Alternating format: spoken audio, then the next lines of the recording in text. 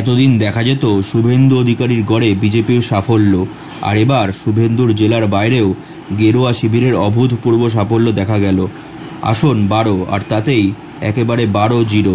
শাসক শিবিরকে ধারাশায়ী করে বড় জয় ছিনিয়ে নিল গেরুয়া শিবির। ভোট ছিল উত্তর 24 পরগনার গাইঘাটা থানার গোপালপুর মৎস্যজীবী সমবায়। সেই ভোটেই অভূতপূর্ব সাফল্য পেয়েছে গেরুয়া শিবির। তবে লড়াইয়ে ছিল বামেরাও, তারাও সুবিধা করে উঠতে পারেনি। বিজেপির পাশাপাশি তৃণমূলও 12 আসনে প্রার্থী দিয়েছিল। কড়া টক্কর হলেও খাতায় খুলতে পারল না তৃণমূল সমর্থিত প্রার্থীরা। অন্যদিকে বামেরা 4টি আসনে প্রার্থী দিয়েছিল, 2 আসনে দাঁড়িয়েছিলেন নির্দল প্রার্থীরাও।